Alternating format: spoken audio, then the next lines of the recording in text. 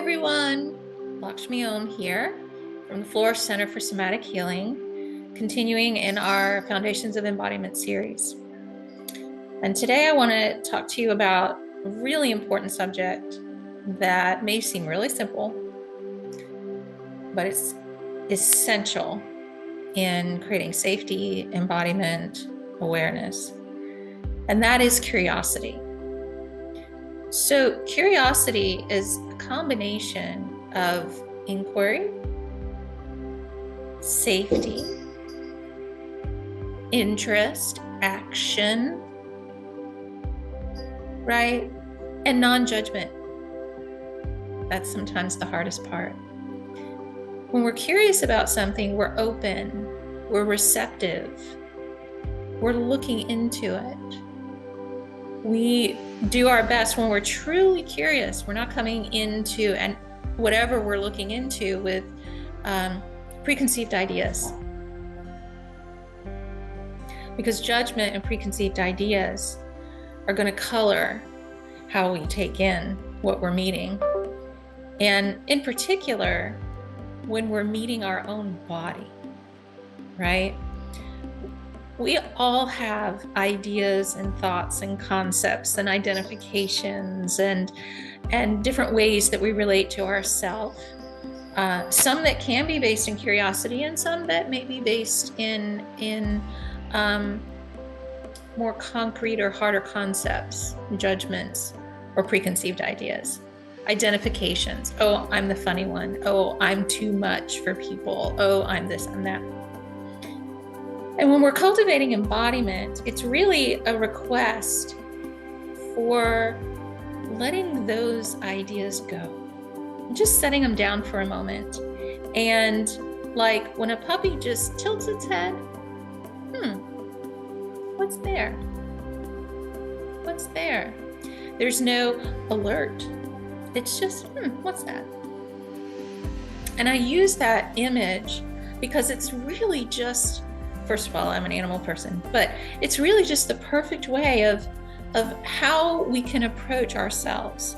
So when we meet a discomfort in our body, oh, there's tension in my chest.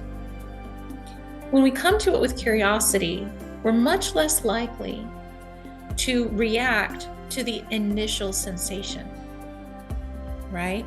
We're much less inclined to get stuck in just the surface of it. When we're moving into our body and into embodiment, we're really starting to listen to our deeper messages, so listening for our deeper knowledge, listening for what's here through direct experience, not through concepts or ideas. For example, just take a moment and notice what is most pulling your attention in your body.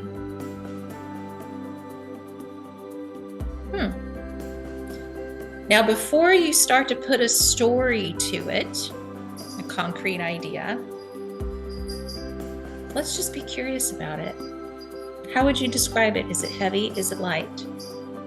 Is it stuck? Is it moving? Is it hot? Is it cold? Is it a color? Is it a texture? Does it have a shape?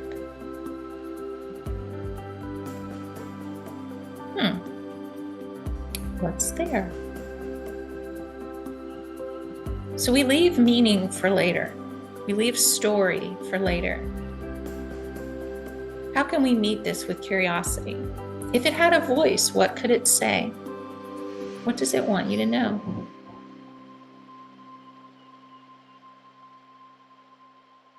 Quite often the body, anything held in the body, wants acknowledgement. I see you. I'm here for you. I'm not here to judge or push down or run away. When we come to ourselves, to our body, to any relationship, to any problem with curiosity, we're here to listen, right? So feeling into that sensation that's most calling your attention. If it could want one thing from you, what would it want? How would it like to be met?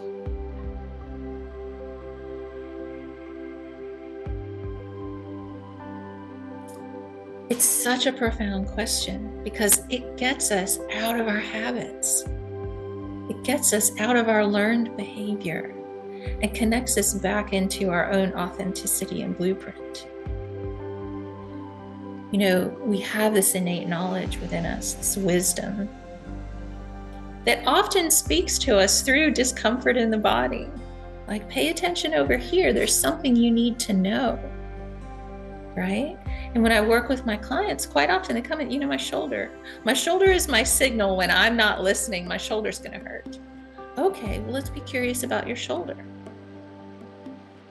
You know, is there emotion in there? The other thing about curiosity is it's gentle. You know, we're not doing what I call roto-rootering. We're not diving into the deepest, darkest, digging into things. It's very light. Be curious about the edges of things. You know, if there's pain in your shoulder, maybe just sort of feel into your collarbone. What do you notice there? Listening to the messages that your body is sending you through sensation, imagery, emotion, memories, right? These are all ways that we can use curiosity to deepen our ability for embodiment.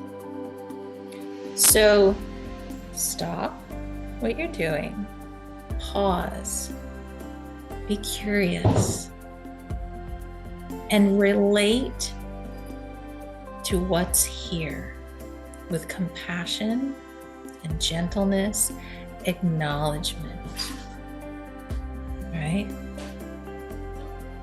So curiosity gets easier and more familiar the more you practice it. Maybe coming up with your own mental image. You know, I always think of the puppy tilting its head. But children are inherently curious. My cats are inherently curious. Like, ooh, what's this? It's how we learn, right? And it's how we start to really change our relationship with our own body and our own history and our own story, and really start to connect into our authenticity, who we really are, this beautiful blueprint, essence, soul, self, whatever you call it, that's there. The something that is within us, right? Where you feel the most you, the you-ness of you, right? So rather than trying to figure it out and going through it, figure it out. It's like, let's just be curious. What's there? What is it? How would I describe it? What does it feel like? And that helps to really tease out your direct experience of it, right? Try to remember, when did you feel the most like you? When? And see if there isn't an element of all of these qualities I've been talking about: curiosity, compassion, acknowledgement, freedom, play, right? Safety. We can only be truly curious when we're safe, when we're in a space within ourselves. So that's why we stop what we're doing. We pause, right? Try some of the other exercises that we've done throughout this whole series. You know, go outside, feel a bigger space. Think of children laughing. Remember swinging on a swing, like anything that helps you to feel a bigger box. And it'll be easier to be curious about what you're experiencing, to step back and become the witness, right? So you'll find your own way through this, but practice curiosity rather than judgment, criticism. I wonder why. And not up here, but what is the message that my body is sending me about this? What are the qualities of it? That's how our body, our system speaks to us. Know yourself through the gentle and kind inquiry of curiosity. As always, if you need extra assistance, I'm here. The flourishcentersomatic.com. Be more than happy to help. But you already know so much already. This wisdom is already inside of you. It's just reconnecting to it, practicing. And maybe take some time to even just, use the mind a little, like write out, what is curiosity to you? What does it even feel like in your body when you are curious, right? Is there tension? Are you relaxed? Is it heavy? Do you feel light? Is it playful, right? Take some time to let this percolate and look for opportunities to be curious in your environment, in relationships, and with yourself. Much love to you all. Take care. I'll see you again soon.